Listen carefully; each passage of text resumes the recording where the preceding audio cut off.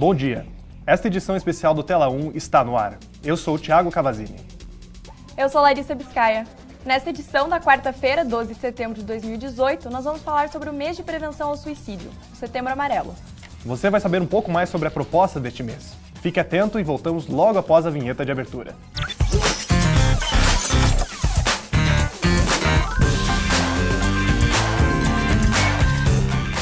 Em 2015, o Centro de Valorização à Vida, o CVV, inspirado por campanhas como Outubro Rosa e Novembro Azul, criou o Setembro Amarelo, com o objetivo de divulgar informações sobre a prevenção ao suicídio. A iniciativa surgiu de uma parceria do CVV com o Conselho Federal de Medicina e a Associação Brasileira de Psiquiatria. Mesmo iniciado em Brasília, outras regiões do país também adotaram a ideia no mesmo ano. E por que em setembro? No dia 10 de setembro, que foi segunda-feira, é comemorado o Dia Internacional da Prevenção ao Suicídio. A divulgação é muito incentivada por meio de ações para sensibilizar a população e os profissionais da área. A busca é para esclarecer quais os sintomas dos problemas de saúde mental, os tornando mais fáceis de serem identificados. A conscientização busca compreensão para que essa questão que é de saúde pública. Segundo um levantamento feito pelo Ministério da Saúde em 2015, a taxa mundial de suicídios nesse mesmo ano foi de 10,7 casos para cada 100 mil habitantes. No Brasil, essa taxa foi de 6,3 casos para cada 100 mil habitantes. Uma pesquisa norte-americana realizada pelo Centro de Saúde Mental Colegiada, o CCMH, na sigla original, fez um levantamento em 500 universidades dos Estados Unidos, constatando que pelo menos 20% dos estudantes universitários têm depressão ou ansiedade. Aqui, nas nossas universidades, temos as clínicas de psicologia, em que alunos do curso podem aprender a trabalhar na prática e alunos de outros cursos podem usufruir do tratamento. Conheça um pouco mais sobre o assunto na reportagem de Amanda Kawasaki. A depressão já é uma realidade para quase 6% da população brasileira. Segundo a Organização Mundial da Saúde, 11,5 milhões de pessoas têm a doença. E no ambiente acadêmico isso não é diferente. Devido à rotina exaustiva de trabalhos e provas, os alunos eles têm 6 vezes mais chances de desenvolver a depressão. Parece que as pessoas têm falado muito em depressão, em suicídio, em transtornos mentais no geral. E dentro da instituição, com alunos universitários, isso tem sido muito comum e me parece bastante frequente. Pode ser uma questão, porque juntam muitas coisas, Junta a própria idade deles, porque é muita pressão, depois do vestibular e ter que encarar a faculdade, depois da faculdade você tem que ter um emprego, então é muita pressão. Aí junta isso, junta outras questões pessoais, familiares, sociais, e toda a quantidade de coisas que tem que fazer e a falta de estratégias para lidar com isso, aí acaba ficando mais difícil, isso pode acarretar nos transtornos mentais. Então, de um modo geral, tem aumentado. Eu tenho muita angústia, Eu tenho, às vezes, um peso no peito mesmo, e é uma angústia, uma ansiedade, uma coisa que pesa bastante. E eu tive problemas com alguns colegas de sala e essa angústia estava pesando muito real.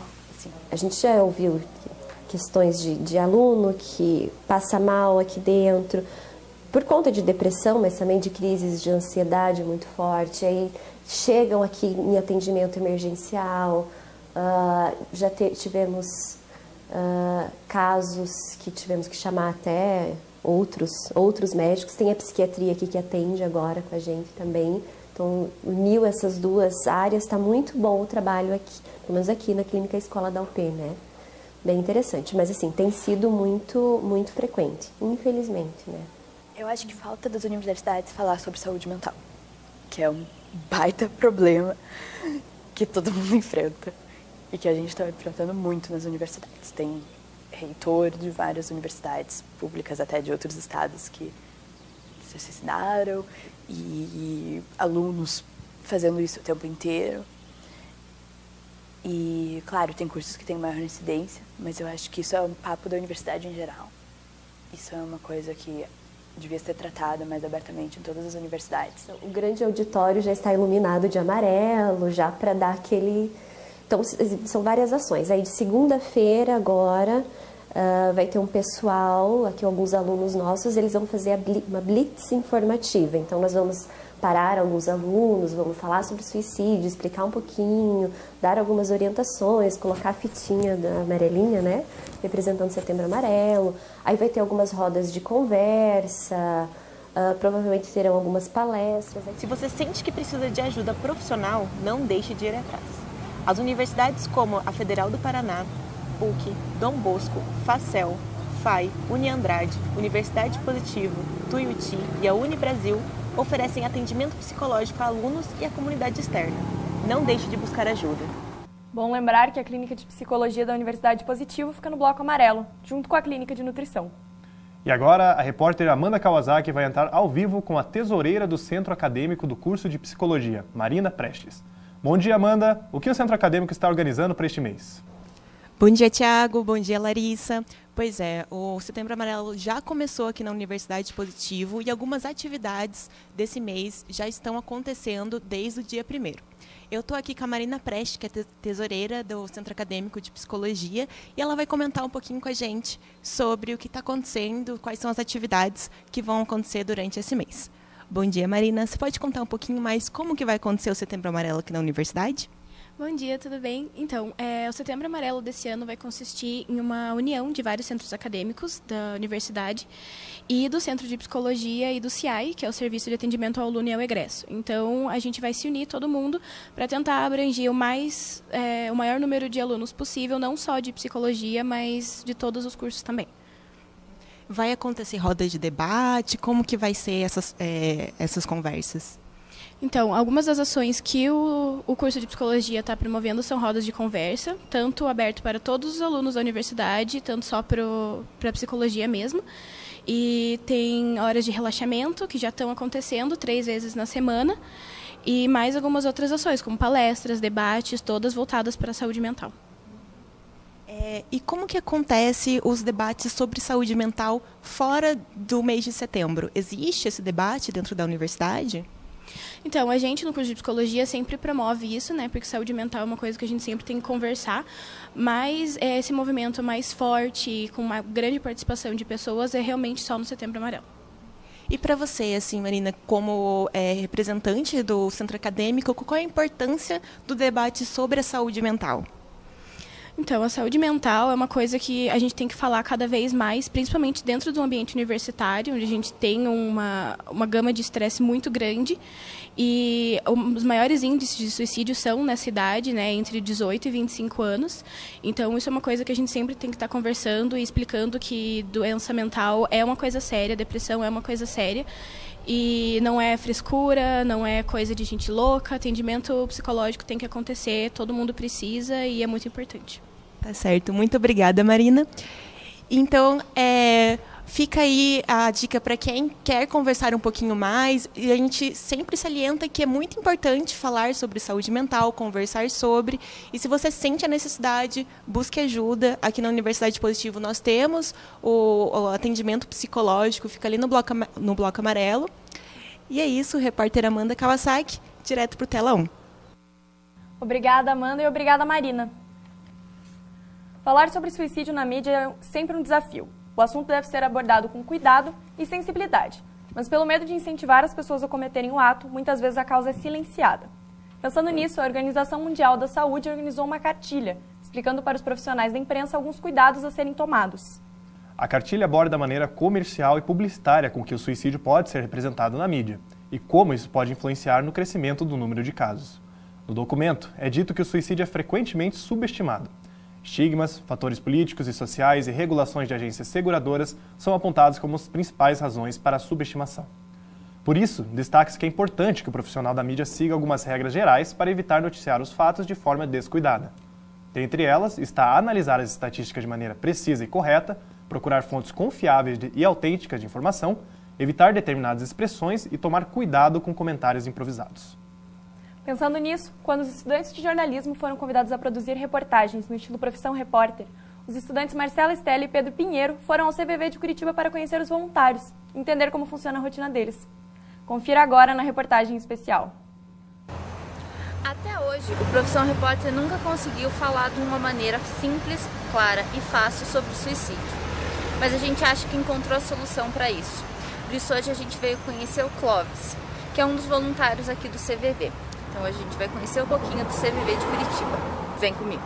O Centro de Valorização da Vida, CVV de Curitiba, foi inaugurado em 1981 e atende mensalmente aproximadamente 3.200 pessoas. Oi, Clóvis, tudo bom? Boa tarde, sejam bem-vindos. Tudo bom? Você é voluntário aqui do CVV há quanto tempo? Isso, eu sou voluntário do CVV há 2 anos e meio. Você podia mostrar pra gente como é que é aqui dentro da estrutura do CVV de Curitiba? Sim, sejam bem-vindos então ao posto Curitiba. Ok.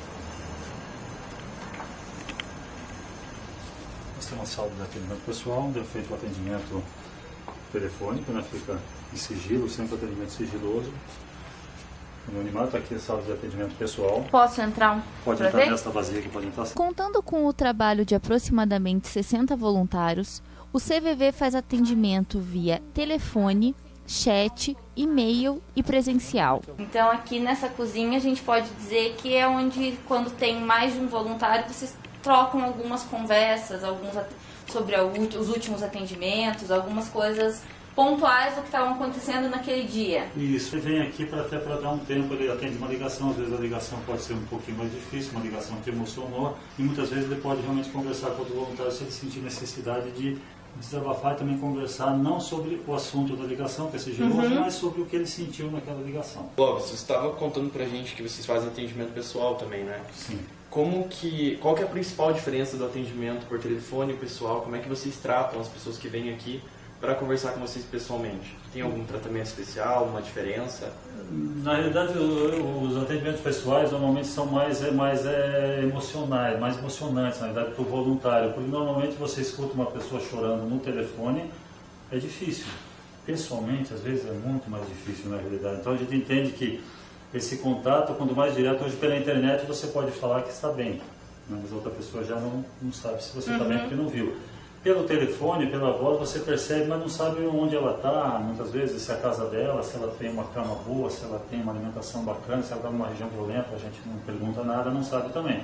Mas pessoalmente, muitas vezes você percebe na pessoa, da fisionomia dela, tudo isso. Então isso acaba que emociona. Segundo dados do Sistema de Informação sobre Mortalidade, em 2017 foram registrados mais de 11 mil casos de suicídio, e é considerada a 4ª maior causa de morte entre pessoas de 15 a 29 anos.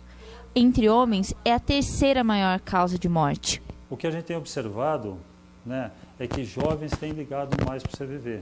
Jovens que, talvez pelas tecnologias, talvez, não sei, pela pressão que talvez o jovem sofra. Quintino, está chegando outro voluntário aqui, o Quintino.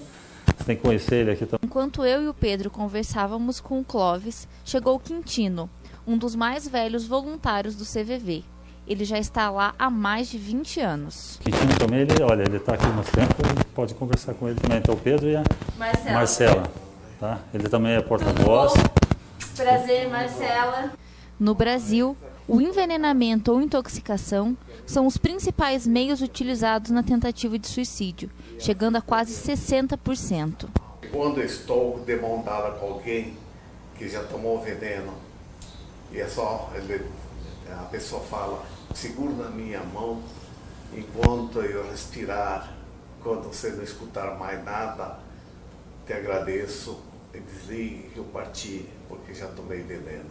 Olhando aqui a janela, né, uma rua tão movimentada da cidade, acho que ninguém nem tem noção do quanto vocês escutam, né? Qualquer pessoa que passa aqui na frente pode ser um possível... Uma pessoa que ligou um dia ou que vai precisar ligar, né? Talvez esse anonimato que você está falando, né, o CVV, durante muitos anos o suicídio foi tratado como tabu. Né, então não se falava muito disso. Então essa pessoa, quando ela muitas vezes descobre que existe alguém, pode ser o CVV, pode ser um familiar, pode ser um psicólogo, um terapeuta, uma pessoa que acolhe ela realmente se sentindo acolhida, ela acaba que aquele momento de angústia, aquilo vai diminuindo, ela vai clarificando a mente dela e acaba que ela sai daquele momento difícil que ela está enfrentando e muitas vezes prevenindo o suicídio. No Paraná, 2 pessoas por dia cometem suicídio. E caso você precise de ajuda ou conheça alguém que precisa, o telefone do CVV é 3342-4111. É bom lembrar que nós, da imprensa, devemos ter total cuidado ao noticiar suicídios. O tabu deve ser quebrado, mas com cautela, e de forma alguma o ato deve ser naturalizado. Além disso, não devemos esquecer das aulas básicas de jornalismo. O sensacionalismo deve ser evitado. A repórter Amanda Kawasaki está ao vivo com informações sobre suicídio. A apuração foi feita com dados do Brasil inteiro. Olá novamente, Amanda. Bom dia de novo, Thiago. Bom dia, Larissa. A Organização Mundial da Saúde divulgou em 2016 um relatório que coletou em dados de 2011 a 2016 sobre suicídio.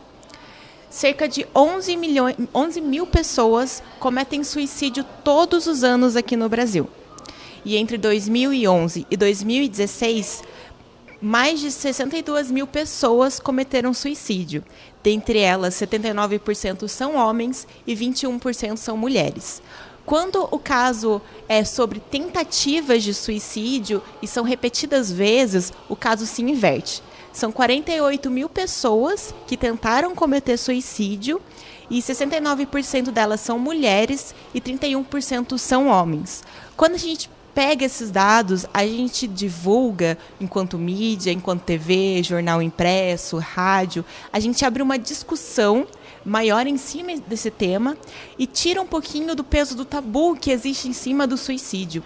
Então, quanto mais a gente fala, mais a gente abre a oportunidade de pessoas que estão em sofrimento, seja de doenças psicológicas ou mesmo de pressão social, para que busquem ajuda, busquem dentro da sua rede de apoio, mas é muito importante lembrar que só a rede de apoio ela não é o suficiente para quem está em sofrimento e está com questões suicidas, por exemplo. Então, ajuda profissional, seja médico, seja psiquiatra ou psicológica, ou de psicologia, é muito importante nesses casos. Então, se você está se sentindo mal, está sentindo início de depressão, busque ajuda, ou se você conhece alguém, ajude-o a procurar ajuda profissional, ajuda médica, porque é sempre bom e é sempre evitável esse tipo de ato. E segundo a Organização Mundial da Saúde, com a criação do Centro de Atenção Psicológica, Psicossocial, que são os CAPs, mais de 14% dos casos de suicídio foram evitados desde a sua criação. Então, buscar ajuda é sempre muito importante. Repórter Amanda Kawasaki, para o Tela 1. E o curso de jornalismo também vai discutir essa questão. Amanda Kawasaki volta ao vivo com o professor Emerson Castro, que é o organizador do evento. Bom dia, Amanda. Bom dia novamente, Thiago. Bom dia, Larissa. Eu estou aqui com o professor Emerson, que vai falar um pouquinho sobre como que vai acontecer o evento do jornalismo, como o jornalismo vai participar do evento sobre Setembro Amarelo. Bom dia, Emerson. Você pode falar um pouquinho? Sim, a gente pensou esse evento, né, para segunda e para terça-feira. Segunda-feira aqui no Ecoville, terça-feira lá na Praça Santos Andrade. Para tocar num assunto que o assunto é normalmente delicado para nós jornalistas, né? Sempre a questão que envolve suicídio sempre suscitou dilemas, né, profissionais, e a gente vai trazer então esses profissionais, jornalistas e psicólogos para discutir, por um lado, a ansiedade, né, sobretudo a ansiedade entre os jovens, e também para os jornalistas falando sobre esses dilemas de noticiar suicídio, né, que é uma questão que sempre incomoda, vamos dizer assim, quem tem que trabalhar com este tema. Não há nenhuma especialização nisso, né? Inclusive é um tabu, geralmente não se fala nisso, não se discute isso. E acho que cada vez mais, neste momento, a gente precisa começar a discutir isso. Então, como parte dessas questões que envolvem o Setembro Amarelo, a gente está criando esse evento aqui, faz parte do Núcleo de Direitos Humanos do curso de jornalismo, e ele vai começar então segunda-feira de manhã às 10 da manhã com a psicóloga Karina Pinheiro e o jornalista Mauri Konig, que inclusive já teve matéria produzida sobre suicídio e que não foi publicada, justamente por conta desses dilemas na Gazeta do Povo, na época que ele trabalhava lá. À noite a gente vai ter o jornalista Paulo Camargo, que também lidou com estas questões na editoria de cultura, sobretudo com suicídios de pessoas famosas e tal. E na terça-feira pela manhã, lá na Santos Andrade, com a turma do primeiro ano, a gente vai ter o coordenador do curso de psicologia aqui, o Rafael, que vai falar sobre essa questão da ansiedade também, e a jornalista Marina Pilato, que também fez um livro-reportagem sobre suicídio. Legal. E existe vai se estender essa palestra para os jornalistas, para alunos de jornalismo, sobre como abordar suicídio e a ansiedade na mídia, ou vai ficar só em setembro agora? Veja, em princípio, o evento é um debate, é uma discussão, uma conversa, digamos, uma primeira ação, vamos dizer assim, do Núcleo de Desenvolvimento de Direitos Humanos, perdão. Mas a gente entende que o núcleo ele trata dessas questões o ano inteiro. Então, circunstancialmente, nesses eventos, a gente aborda determinados itens específicos. Já houve um outro evento anterior sobre homofobia, teremos um outro no final do ano, ainda mais para o final do ano, sobre racismo. Enfim, são questões que a gente vai abordando em eventos, mas que elas permanentemente são acatadas, vamos dizer assim, ou debatidas internamente dentro desse núcleo de direitos humanos, que envolvem professores, alunos e tudo mais. Então, eu entendo que esse é um momento de catarse, vamos dizer assim, da gente sentar e tentar conversar especificamente sobre um assunto, mas quando a gente fala em direitos humanos, a gente está falando de muita coisa, né, de várias questões. Então, são coisas que a gente vai o ano inteiro, de alguma maneira, trabalhando, inclusive dentro das disciplinas, né? Certo, muito obrigada, Emerson. Então, se você é aluno de jornalismo e quer saber mais, e principalmente porque é muito importante para a gente saber como abordar esse tema, compareça aqui na Ecoville, na segunda-feira ou terça-feira de manhã, lá no campus da Santos Andrade. Repórter Amanda Kawasaki, para o Tela 1. Obrigada novamente, Amanda. Obrigada, professor Emerson. E nós vamos ficar por dentro do evento. Essa edição especial do Tela 1 fica por aqui, mas o Setembro Amarelo continua. Se você quer saber mais sobre a Clínica de Psicologia, passe no Bloco Amarelo e a conheça. Até a próxima. Tchau. Tchau, tchau.